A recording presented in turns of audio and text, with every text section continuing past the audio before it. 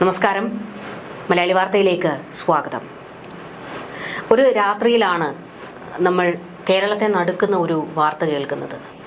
ഒരു 23-കാരൻ പയ്യൻ തൻ്റെ കുടുംബത്തിലെ ചിലരെയൊക്കെ 5 പേരെ കൊല്ലുന്നു. അതിൽ അമ്മ കഷ്ടിച്ച് രക്ഷപ്പെടുന്നു. പിന്നീട് നമ്മൾ കേട്ടത് ഒരു വലിയ പട്ടിക തന്നെ തയ്യാറാക്കി കുറച്ചധികം ആൾക്കാരെ കൊലപ്പെടുത്താൻ നീക്കം നടത്തിയ വാർത്തകളൊക്കെ നമ്മൾ കണ്ടും കേട്ടും ഒക്കെ അറിഞ്ഞതാണ്. എത്രയോ ദിവസങ്ങളായി നമ്മൾ അഫാൻ വിഷയം ചർച്ച ചെയ്യുന്നതാണ്. നമുക്ക് ഇപ്പോൾ വീണ്ടും പറയാനുള്ള ചില പ്രധാനപ്പെട്ട കാര്യങ്ങളുണ്ട്. അത് റഹീമുമായി ബന്ധപ്പെട്ടതാണ്.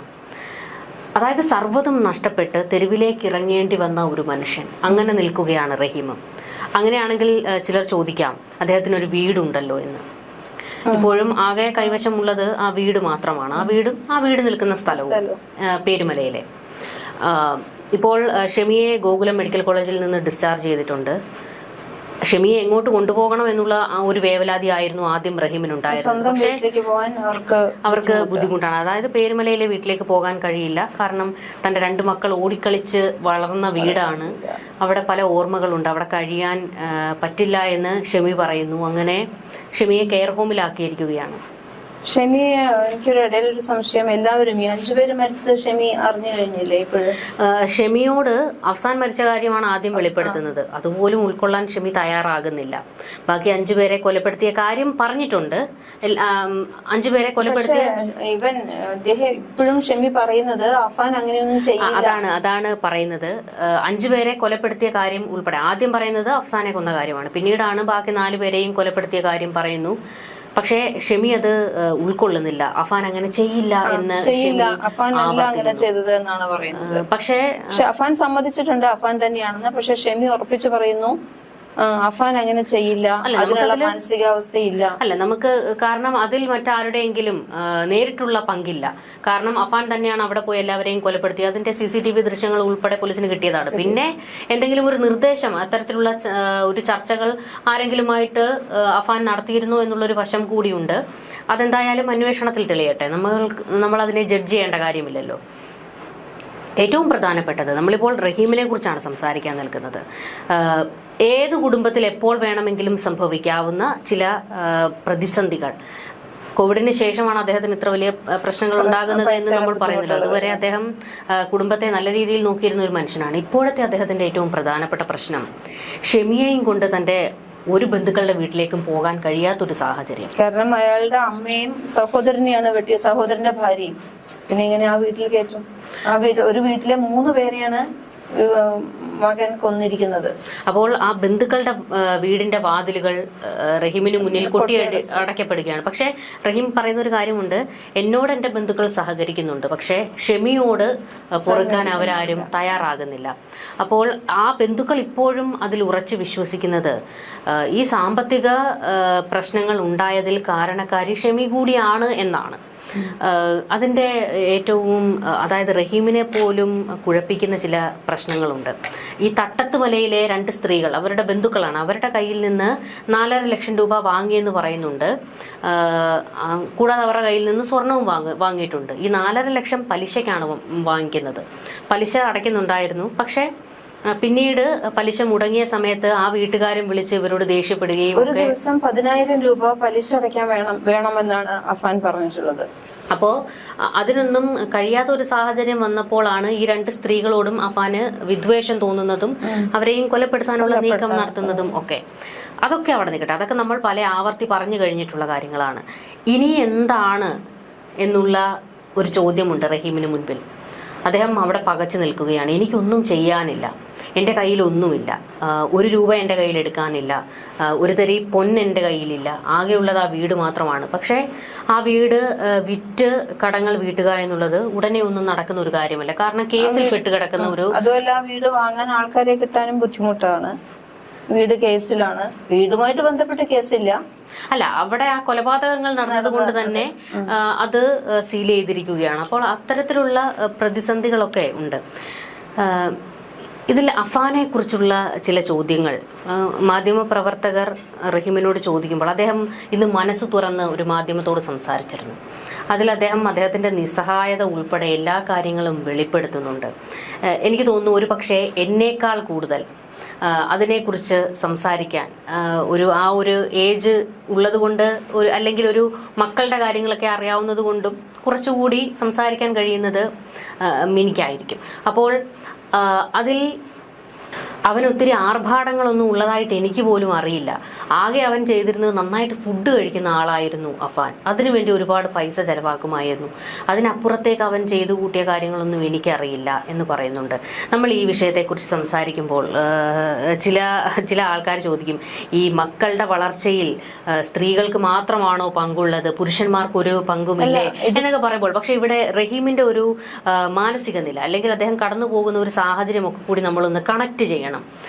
ആ ഒരു ലോജിക്ക് അതിനോട് എങ്ങനെയാണ് അങ്ങനെ പ്രതികരിക്കാനുള്ളത്? ഇതിലിപ്പോ എന്താ സംഭവിച്ചു കഴിഞ്ഞാൽ റഹീം ഇവിടെയുള്ള കടങ്ങളില് പകുതി മാത്രമേ അറിഞ്ഞിട്ടുള്ളൂ, ബാക്കി കടങ്ങൾ അറിഞ്ഞിട്ടില്ല. എന്ന് വെച്ച് കഴിഞ്ഞാൽ ഇവിടെ ചിട്ടി നടത്തുന്ന കാര്യം റഹീം അറിഞ്ഞിട്ടില്ല.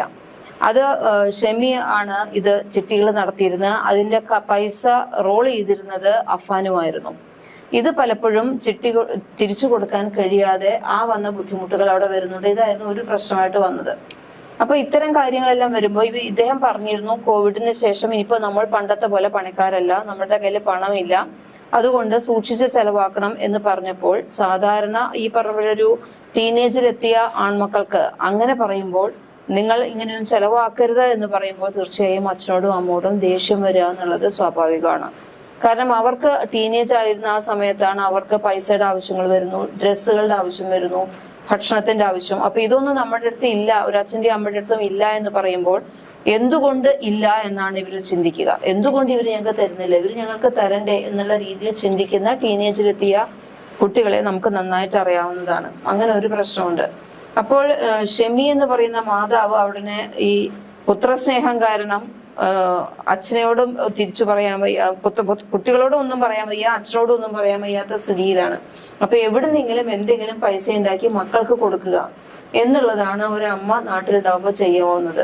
അതിന് ആരുടെയൊന്നും കടം വാങ്ങിയോ അല്ലെങ്കിൽ അച്ഛൻ പൈസ വരുമ്പോ തിരിച്ചു തരാം എന്നുള്ള മട്ടിൽ സ്വന്തക്കാരോടും ബന്ധുക്കാരോടും എല്ലാം കടം വാങ്ങുന്ന ഒരു പ്രവണത അവിടെ ഉണ്ടാവും. കാരണം മക്കൾക്ക് ഇഷ്ടപ്പെട്ട ഭക്ഷണം വാങ്ങിക്കൊടുക്കണം, മക്കൾക്ക് ഇഷ്ടപ്പെട്ട ഡ്രസ്സ് വാങ്ങിക്കൊടുക്കണം. ഇപ്പൊ ഞങ്ങളുടെ അടുത്ത് അതിനില്ലല്ലോ. ഇനി തിരിച്ചു ഭർത്താവിന്റെ അടുത്ത് പറയാനും വയ്യ. കാരണം ഭർത്താവിനെ എങ്ങനെ ഇത്രയും ബുദ്ധിമുട്ടിപ്പിക്കുന്നത് എങ്ങനെ, കാരണങ്ങൾ സത്യമെല്ലാം അറിയാം. ഇതാണ് ഷെമിയുടെ ഒരു അമ്മ എന്നുള്ള നിലയ്ക്ക് ഷെമിയുടെ മനോഭാവം ഉണ്ടായിരുന്നത്. കുട്ടികൾക്കെല്ലാം വാങ്ങിക്കൊടുക്കണം, ഭർത്താവിനോട് പക്ഷെ ഭർത്താവിന്റെ കയ്യിൽ ഇല്ലായ്മ അമ്മയ്ക്ക് അറിയുകയും ചെയ്യാം. ഇതാണ് അച്ഛൻ അറിയാതെ ചിട്ടി കൊണ്ടുപോകാനും ഈ പൈസ റോൾ ചെയ്യാൻ അഫാന് കൊടുക്കാനും ഒക്കെ ഉണ്ടായിട്ടുള്ള കാര്യം.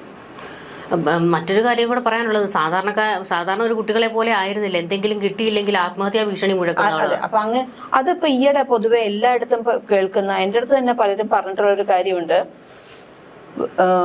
ചെറിയ കുട്ടികളൊന്നും അല്ലല്ലോ, 10, 15, 20, 25, 30 വയസ്സായ ആൾക്കാരെ കുറിച്ച് പറയുന്നതാണ്. ചെറിയ കുട്ടികളല്ല. നമ്മൾ എന്തെങ്കിലും പറഞ്ഞു കഴിഞ്ഞാൽ ഇവര് പോയിട്ട് എന്തെങ്കിലും ചെയ്താൽ പിന്നെ നമുക്ക് ആരാ ഉള്ളത്? അപ്പൊ പണ്ടൊക്കെ ശരിക്കും പറഞ്ഞു കഴിഞ്ഞാൽ നല്ല പുളിവാറിൽ വെട്ടിയിട്ട് ചന്തിക്ക് അടി കിട്ടിയിരുന്ന കുട്ടിക്കാലമാണ് ഞങ്ങളുടെയൊക്കെ ഏജിലുണ്ടായിരുന്നത്. ഇപ്പൊ അതിനു വേണ്ടി കൈകൊണ്ട് പോലും ഒന്ന് അടിക്കാൻ അച്ഛനമ്മമാർക്ക് മക്കളെ സാധിക്കുന്നില്ല. ആ രീതിയിലേക്ക് കാര്യങ്ങൾ എത്തി. ഇപ്പൊ അത് പക്ഷെ നമ്മൾ എല്ലാ കാര്യവും നമ്മള് അനുകരിക്കുന്നത് ഫോറിനെ ആണെന്ന് പറയും. വിദേശത്ത് അമേരിക്കയിലും ഒക്കെ ഉള്ള ആൾക്കാരാണ്. അമേരിക്കക്കാരും കാനഡക്കാരും എല്ലാവരും അങ്ങനെ തന്നെയാന്ന് പറയും. അവിടെ എന്തെങ്കിലും നമ്മള് അമ്മ അല്ലെങ്കിൽ അച്ഛൻ കുട്ടികളെ ഒന്ന് ചീത്ത പറയുകയോ അടിക്കാൻ കയ്യോങ്ങുകയോ ചെയ്തു കഴിഞ്ഞാൽ ഈ കുട്ടികളെ പോയിട്ട് പോലീസ് സ്റ്റേഷനിൽ വിളിക്കുന്ന കുട്ടികളാണ് അവിടെ ഉള്ളത്. തന്നെയല്ല, അവിടുത്തെ ഒരു കൾച്ചർ എന്ന് വെച്ച് കഴിഞ്ഞാൽ അവർക്ക് അങ്ങനെ ഒന്ന് വഴക്ക് പറയേണ്ട സാഹചര്യം അതിങ്ങനെ വരുന്നില്ല എന്നാണ് കാര്യം.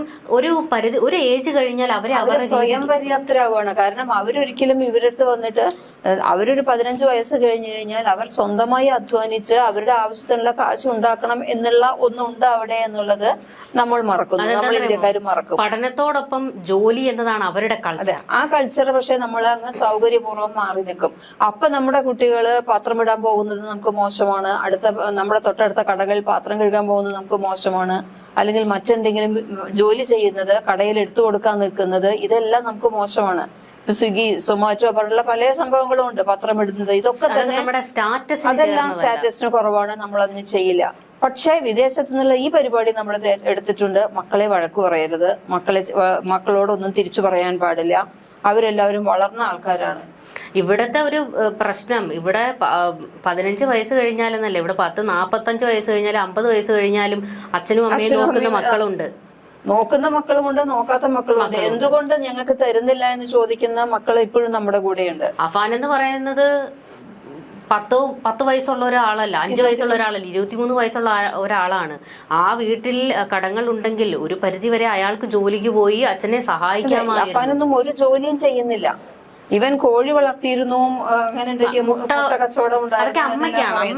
ഈ അമ്മയുടെ കച്ചവടത്തിന് മുട്ട എടുത്ത് കഴിക്കാൻ മാത്രമാണ് അഫാൻ ഉണ്ടായിട്ടുള്ളൂ എന്നാണ് എനിക്ക് തോന്നുന്നത്. ഇന്ന് അദ്ദേഹം മാധ്യമങ്ങളോട് സംസാരിച്ച സമയത്ത് റഹീം പറഞ്ഞൊരു കാര്യമുണ്ട്, മക്കളുടെ കാര്യത്തിൽ അദ്ദേഹം പറഞ്ഞൊരു കാര്യമുണ്ട്. ഒന്നും അറിയിക്കാതെയാണ്, ഒരു അല്ലലും അറിയിക്കാതെയാണ് മക്കളെ വളർത്തിയത്. അതാണ് ഏറ്റവും തെറ്റ്. മക്കളെ അറിയിച്ച് തന്നെ വളർത്തും. അവർ ആവശ്യപ്പെട്ടിട്ടുള്ള കാര്യങ്ങളെല്ലാം ചെയ്തു കൊടുത്തിട്ടുണ്ട്. അതാണ് തെറ്റ്. കാരണം നമ്മുടെ മക്കള് വരുമ്പോ നമ്മുടെ അല്ലേ മക്കള്, അപ്പൊ നമ്മുടെ ബുദ്ധിമുട്ടുകൾ നമ്മുടെ മക്കൾ അറിയണം. നമ്മുടെ മക്കളുടെ ബുദ്ധിമുട്ടുകൾ അച്ഛനമ്മമാർ അറിയുന്നത് പോലെ തന്നെ നമ്മുടെ ബുദ്ധിമുട്ടുകൾ അച്ഛനും അമ്മയും എത്ര ബുദ്ധിമുട്ടിയിട്ടാണ് ഞങ്ങളെ വളർത്തുന്നത് എന്ന് അവർ തിരിച്ചറിഞ്ഞേ പറ്റുള്ളൂ. അപ്പോൾ അവർ അച്ഛനും അമ്മയ്ക്കും ഇത് എത്ര ചെലവ്, ഞങ്ങൾക്ക് ഇത് തന്നൂടെ എന്ന് ചോദിക്കുന്ന ആ മനോഭാവമാണ് നമ്മുടെ സമൂഹത്തിൽ നിന്ന് മാറേണ്ടത്. അച്ഛനമ്മമാര് ബുദ്ധിമുട്ടുന്നുണ്ട്, അവരെ ഒരു കൈ സഹായിക്കണം എന്ന് ചിന്തിക്കുന്ന മക്കള് ഇന്ന് വളരെ കുറവാണെന്നാണ് എനിക്ക് തോന്നുന്നത്. തീർച്ചയായിട്ടും ഉണ്ട്, പക്ഷെ അത് കുറവാണ്.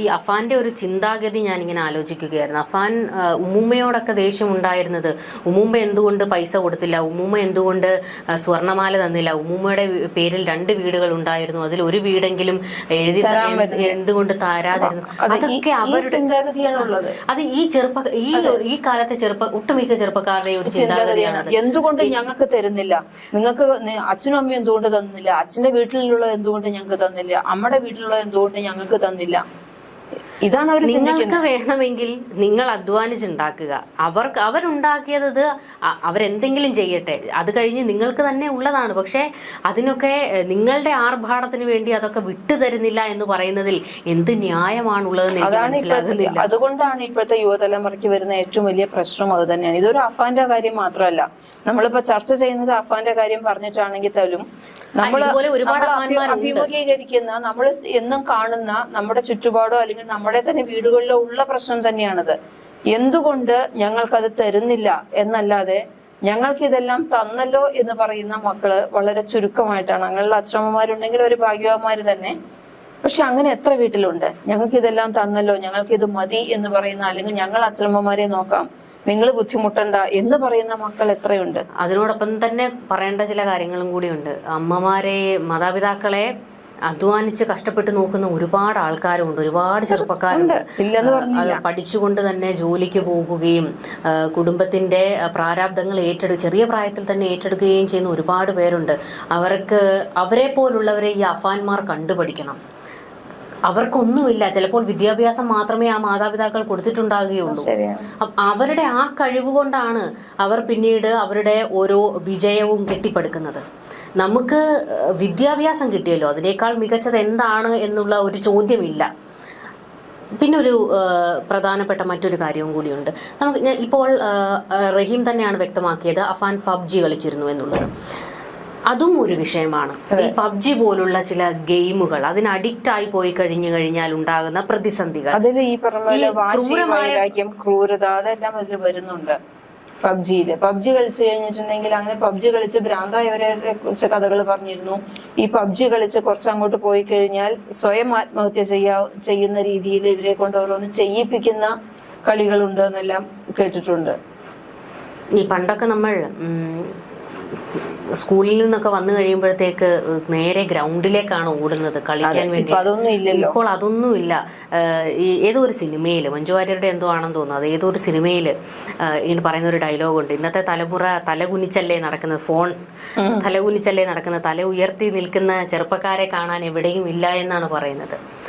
നമ്മളിപ്പോൾ മറ്റൊരു കാര്യത്തെ കുറിച്ചുകൂടി ഒന്ന് സംസാരിക്കണം. ഏറ്റവും പ്രധാനപ്പെട്ടതായിട്ട് പുറത്തു വന്നതാണ് റഹീം വെളിപ്പെടുത്തിയ ഒരു കാര്യമാണ്. അതായത് വെഞ്ഞാറമൂട്ടിലെ സെൻട്രൽ ബാങ്കിൽ നിന്ന് ഇവർ ലോൺ എടുത്തിരുന്നു, വീടിന് വേണ്ടിയിട്ട് ലോൺ എടുത്തിരുന്നു. ആ ലോൺ മുടങ്ങിയത് ആദ്യമൊക്കെ കൃത്യമായിട്ട് അടച്ചിരുന്നു, പിന്നീട് അത് മുടങ്ങുന്ന ഒരു സാഹചര്യം ഉണ്ടായി കോവിഡിന് ശേഷം. അപ്പോൾ ആ ബാങ്കിൽ നിന്ന് നിരന്തരമായ ഭീഷണിയും വീട്ടിലേക്ക് വന്ന് അസഭ്യം പറയുകയും ഒക്കെ ചെയ്തതും അഫാനെ ഇത്തരത്തിൽ ഈ ഒരു മനോനിലയിലേക്ക് കൊണ്ടെത്തിച്ചിട്ടുണ്ട് എന്ന് റഹീം പറയുന്നുണ്ട്. ആ ബാങ്കുകാർക്ക് കുറച്ചൊരു സാവകാശം ഞങ്ങൾക്ക് തരാമായിരുന്നു എന്നും പറയുന്ന റഹീം പറയുന്നുണ്ട്. നേരിട്ട് പോയപ്പോഴും വളരെ മോശമായിട്ട് പെരുമാറി. തന്റെ ഞങ്ങൾ പറഞ്ഞിട്ടാണോ തന്റെ മകൻ എല്ലാവരെയും കൊന്നത് എന്ന് റഹീമിനോട് ചോദിച്ചു. അപ്പോൾ അതൊക്കെ ബാങ്ക് ഉദ്യോഗസ്ഥന്മാര് കാണിക്കുന്നത് അവർക്ക് അവരിൽ നിന്ന് വാങ്ങിയ പണമാണ്. പക്ഷെ കുറച്ചുകൂടി മനുഷ്യത്വം പരമായിട്ട് മുന്നോട്ട് കൊണ്ടുപോകട്ടെ. ഇത്ര ദാരുണമായ സംഭവം നടന്നതിന് ശേഷമാണ് അത് വളരെ ക്രൂരമായിട്ടുള്ള ഒരു നിലപാടായിരുന്നു. നമ്മൾ ആ വാർത്ത കൊടുത്തതിന് താഴെ ചില ആൾക്കാർ കമന്റ് ചെയ്യുന്നുണ്ട്, ബാങ്ക് പിന്നെ കടം കൊടുക്കുന്നത് കാണാൻ വേണ്ടിയാണോ, തിരിച്ചു കൊടുക്കാൻ വേണ്ടിയാണോ? ശരിയാണ്, ബാങ്കിൽ നിന്ന് കടമെടുത്തത് കൊണ്ടാണ്. അദ്ദേഹം പറഞ്ഞു വരുന്നത് ഈ പ്രതിസന്ധികളെല്ലാം അഫാനെ അങ്ങനെ ആ ഒരു മനോനിലയിലേക്ക് എത്തിച്ചോ എന്നാണ്. ഒരു സാധാരണക്കാരനായ മനുഷ്യനല്ലേ അദ്ദേഹം, വൈകാരികമായി അങ്ങനെ ഒന്ന് പറഞ്ഞു പോയിട്ടുണ്ടാകാം. അല്ലാതെ മകൻ അത് ചെയ്തതിന് കാരണം ഈ ബാങ്ക് മാത്രമാണ് എന്നല്ല അദ്ദേഹം പറയുന്നത്. ഒരു മാനുഷിക പരിഗണന ഞങ്ങളോട് കാണിച്ചിരുന്നെങ്കിൽ എന്ന് അദ്ദേഹം ചോദിക്കുന്നുണ്ട്. അപ്പോൾ അദ്ദേഹത്തെ കുറ്റപ്പെടുത്തുന്നത് വളരെ കഷ്ടമാണ്. കാരണം എല്ലാം നഷ്ടപ്പെട്ട് നിൽക്കുന്ന ഒരു മനുഷ്യനാണ്. ഇന്ന് അദ്ദേഹം ഒരു മാധ്യമത്തോട് സംസാരിക്കുമ്പോൾ അദ്ദേഹം നോമ്പ് മുറിക്കുന്നുണ്ടായിരുന്നു. ഇടയ്ക്ക് മാധ്യമപ്രവർത്തകൻ ചോദ്യങ്ങൾ ചോദിക്കുമ്പോഴും പെട്ടെന്ന് അദ്ദേഹം ഒന്ന് സൈലന്റ് ആയിട്ട് ജ്യൂസ് കുടിച്ചുകൊണ്ട് നോമ്പ് മുറിക്കുന്നുണ്ട്. ഇത്രയും വലിയ പ്രതിസന്ധി വന്നിട്ടും ആ മനുഷ്യൻ അദ്ദേഹത്തിന്റെ വിശ്വാസം കൈവിടുന്നില്ല എന്നുള്ളതാണ്. നമുക്ക് വേണമെങ്കിൽ ചിന്തിക്കാൻ, ദൈവം ഉണ്ടായിരുന്നെങ്കിൽ എനിക്ക് ഇങ്ങനൊന്നും വരില്ലായിരുന്നല്ലോ എന്ന് നമ്മൾ പോലും ചിന്തിക്കാൻ ചിലപ്പോൾ ഒരുപക്ഷെ. പക്ഷെ അദ്ദേഹം അതിനുപോലും തയ്യാറാകാതെ അപ്പോഴും ദൈവവിശ്വാസത്തിൽ കഴിയുകയാണ്. കാരണം ചിലപ്പോൾ ആ ഒരു ശക്തി ആയിരിക്കാം അദ്ദേഹം വിശ്വസിക്കുന്ന ആ ഒരു ശക്തി ആയിരിക്കാം മുന്നോട്ട് നയിക്കുന്നത്. പക്ഷെ ഇങ്ങനെയൊക്കെ പ്രതീക്ഷയും കൊണ്ട് അദ്ദേഹം പറയുന്നത് എങ്ങനെ ജീവിക്കണമെന്ന് എനിക്കറിയില്ല, പക്ഷെ ജീവിക്കണമല്ലോ എന്നാണ് അദ്ദേഹം പറയുന്നത്. അദ്ദേഹം അത്ര ഉറപ്പിച്ച് പറയുമ്പോഴും ഇപ്പോഴും അദ്ദേഹത്തിന്റെ കൂടെ നിൽക്കാത്ത ഒരാൾ ഷെമിയാണ് എന്ന് എനിക്ക് തോന്നുന്നു. കാരണം ഇന്നും ഷെമിയുടെ നിലപാട്, ഷെമി പറയുന്നത് അഫാൻ അങ്ങനെ ചെയ്യില്ല. സ്വന്തം മകനെ, അതായത് സ്വന്തം ഇളയ മകനെ കൊന്നത് അഫാനാണ്. പക്ഷേ റഹീം പറഞ്ഞിട്ടുണ്ട്, എനിക്കെല്ലാം നഷ്ടപ്പെടുത്തിയത് അഫാനാണ്, എനിക്ക് അവനോട് പൊറുക്കാൻ കഴിയില്ല, ഒരു തരത്തിലും അവനുമായിട്ട് ഇനിയൊരു ബന്ധം എനിക്ക് വേണ്ട, നിയമം നിയമത്തിന്റെ വഴിക്ക് പോകട്ടെ, അവൻ ചെയ്ത തെറ്റിനുള്ളത് അവൻ അനുഭവിക്കട്ടെ. ഇതല്ലാതെ വേറൊരു പെൺകുട്ടിയെ കൂടി കൊല്ലാൻ പറഞ്ഞിരുന്നു. മാല ചോദിച്ചു ഈ കടം ചോദിച്ചു കൊടുക്കാത്തവരെല്ലാം അവന്റെ ശത്രുക്കളായിരുന്നു. ഈ ഒരു 5 കൊലപാതകമല്ല, ശരിക്കും അവൻ പറഞ്ഞത് ശരിയായിരിക്കും, ഞാൻ ഇത്ര കൊലപാതകങ്ങൾ നടത്തിയപ്പോൾ ഞാൻ തളർന്നു പോയി, അല്ലായിരുന്നെങ്കിൽ ഇതിലും വലിയ കൊലപാതകങ്ങൾ നടന്നേനെ. തളർന്നു പോയി എന്നുള്ളത് ശരി തന്നെ ആയിരിക്കാം. പക്ഷെ ഇപ്പോഴും ഷെമി അത് അനുവദിക്കുന്നില്ല. ഇപ്പോഴും ആ ഒരു മാതൃസ്നേഹം അവരെ അന്ധയാക്കിയിരിക്കുന്നു എന്ന് വേണം നമുക്ക് പറയാൻ. അവരുടെ കുറ്റമാണോ എന്ന് ചോദിച്ചാൽ എനിക്കതിനെ എങ്ങനെ പറയണമെന്ന് അറിയില്ല. കുറ്റമല്ല, പക്ഷെ അവരവരുടെ മകനെ അത്രത്തോളം സ്നേഹിച്ചിരുന്നു, വിശ്വസിച്ചിരുന്നു. അപ്പൊ അതിന് എന്താ പറയാ, അതുകൊണ്ട് ചോദിക്കുന്നതല്ല, ഈ റഹീം എന്ന് പറയുന്ന മനുഷ്യന് അതൊരു മനുഷ്യനല്ലേ? ആണ്. പക്ഷെ മക്കളെ അതായത് ഈ അഫാനെയും അഫ്സാനെയും ഒക്കെ കാണുന്നതിന് മുൻപ് സാധാരണ അമ്മമാരെന്ന് പറഞ്ഞാൽ മക്കളുടെയും അച്ഛന്റെയും ഇടയിൽ നിൽക്കുന്ന ഒരു ഇതായിട്ടാണ് നിൽക്കാറുള്ളത്. ഒരു തരത്തിലും എനിക്ക് ഷെമിയെ നീതീകരിക്കാൻ കഴിയില്ല, ഒരു തരത്തിലും. കാരണം ഒരു ക്രിമിനൽ സ്വഭാവമുള്ള 5 പേരെ കൊലപ്പെടുത്തുക, കുറെ ആൾക്കാരെ കൊല്ലാൻ ഒരു പട്ടിക തന്നെ തയ്യാറാക്കുക. അപ്പോൾ ചെറിയ ബുദ്ധിയൊന്നുമല്ല അഫാനുള്ളത്, നല്ല ക്രിമിനൽ ബുദ്ധിയുള്ള ആളാണ്. ആ ഒരു മകന്റെ ക്രൂരത പുറത്തേക്ക് വന്നിട്ടും ഷെമി ഇപ്പോഴും വിശ്വസിക്കുന്നത് അത് മകൻ ചെയ്തതല്ല എന്ന് പറയുമ്പോൾ ഇപ്പോഴും ആ മനുഷ്യനെ വേദനിപ്പിക്കുന്ന തരത്തിലാണ് ഷെമിയുടെ ഓരോ നീക്കവും. കാരണം അഫാൻ പറഞ്ഞത് അഫാന്റെ ഉമ്മയും അഫാന്റെ ഈ പറഞ്ഞ പ്രണയിനിയും കാമുകിയും ഒരുപാട് ഇഷ്ടമായിരുന്നു, ഏറ്റവും ഇഷ്ടമുണ്ടായിരുന്നത് ഉമ്മയെയാണെന്ന് അഫാൻ എപ്പോഴും പറയുന്നുണ്ട്. അതുകൊണ്ട് തന്നെയായിരിക്കാം ഉമ്മ പറയുന്നത് അവൻ അങ്ങനെ ചെയ്യില്ല എന്നുള്ള ഒരു അമ്മയുടെ വിശ്വാസമാണ് അത് അവിടെ പറയുന്നത്. പക്ഷെ അത് സംഭവിച്ചു എന്നുള്ളത് തിരിച്ചറിയാൻ, അല്ലെങ്കിൽ അത് അവരുടെ മനസ്സിലേക്ക് എടുക്കാൻ അവർക്കും ഒരുപക്ഷെ സമയം വേണ്ടമായിരിക്കും. അതായിരിക്കും കാരണം. ഫർസാനയെ കൊലപ്പെടുത്തിയത് സ്നേഹം കൊണ്ടാണെന്ന് പറയരുത്. ഞാനില്ലാത്ത ലോകത്ത് അവൾക്ക് ജീവിക്കാൻ കഴിയില്ല എന്നുള്ള ഈ കവി ഡയലോഗ് ഒന്നും നമുക്ക് ദഹിക്കത്തില്ല. കാരണം കൃത്യമായി പറയുന്നുണ്ട്, മാല പണയം വെക്കാൻ കൊടുത്തത് തിരിച്ചെടുത്ത് തരാൻ അവള് പറഞ്ഞതാണ് അവളോടുള്ള പകയുടെ കാരണം. അതെങ്ങനെയാണ് ഈ ഞാനില്ലാത്ത ലോകത്ത് അവൾക്ക് ജീവിക്കാൻ കഴിയില്ല, അവളില്ലെങ്കിൽ ഞാനില്ല? ഇതൊക്കെ ഇതിന്റെ പിന്നാമ്പുറം, അതായത് ഇതിന്റെയൊക്കെ പൂർണ്ണമായ തലം പുറത്തേക്ക് വന്നു കഴിഞ്ഞു. അവന് എല്ലാവരോടും ഉണ്ടായിരുന്നത് പക മാത്രമാണ്. എനിക്ക് ആ റഹീം എന്ന് പറയുന്ന മനുഷ്യന്റെ കാര്യത്തിൽ മാത്രമാണ് ഒരു വേവലാതി ഉള്ളത്. പക്ഷെ ഉണ്ടല്ലോ, ഒരു കാര്യം ഉറപ്പാണ്, അദ്ദേഹം ജീവിക്കും. കാരണം അദ്ദേഹത്തിന് എവിടെ നിന്നോ ഒരു കരുത്തുണ്ട്, ജീവിക്കണം എന്ന് അദ്ദേഹം തീരുമാനിച്ചിട്ടുണ്ട്. കാരണം ഒരുപക്ഷെ ഭാര്യയെ പോലും കിട്ടിയില്ലായിരുന്നെങ്കിൽ അദ്ദേഹം വേറൊരു തലത്തിലേക്ക് ചിന്തിക്കുമായിരുന്നിരിക്കാം. ഇപ്പോഴും അദ്ദേഹം പറയുന്നത് എന്താണ്, എൻ്റെ ബന്ധുക്കൾ ഷെമിയെ ഉൾക്കൊള്ളാൻ തയ്യാറല്ല, അവൾക്ക് മാപ്പ് കൊടുക്കില്ല, പക്ഷെ അവൾ എൻ്റെ ഭാര്യയാണ്, ഞാൻ അവളെ കൈവിടില്ല. അത്രത്തോളം ഒരു മനുഷ്യൻ എങ്ങനെയാണ് ഇതെല്ലാം ക്ഷമിച്ചുകൊണ്ടിട്ട് വീണ്ടും അവരെ ഉൾക്കൊള്ളാൻ തയ്യാറാകുകയാണ്. ശരി, പോകെ പോകെ ക്ഷമിക്കും, കാര്യങ്ങൾ മനസ്സിലാകുമായിരിക്കും, അവർക്കുണ്ടായ പിഴവുകൾ അവർക്ക് കാലം തിരുത്താൻ കഴിയട്ടെ. പക്ഷെ അപ്പോഴും അവർക്ക് ജീവിക്കാൻ കഴിയട്ടെ. ഇനി കുറച്ചു കാലമേ ഉണ്ടാകുള്ളൂ. എങ്കിലും ശരിയാണ്, നീറി ജീവിക്കേണ്ടി വരും. എങ്കിൽ കൂടിയും ഒരു പിടിച്ചു നിൽക്കാനുള്ള ശക്തി ദൈവം കൊടുക്കട്ടെ. അതിന്റെ ഇടയ്ക്ക് ഷെമി ആശുപത്രി കിടക്കയിൽ പറഞ്ഞിരുന്നു, ഞാൻ അഫ്സാന്റെ കൂടെ പോകും. അത്തരത്തിലുള്ള അങ്ങനെ ഒന്നും അവർ ചിന്തിക്കുകയും പ്രവർത്തിക്കുകയും ചെയ്യാതിരിക്കട്ടെ. കാരണം അത് ആ മനുഷ്യനോട് ചെയ്യുന്ന ഏറ്റവും വലിയ ക്രൂരതയായി പോകും. എന്തായാലും നമുക്ക് കൂടുതൽ ചർച്ചകളുമായി കാണാം. നമസ്കാരം.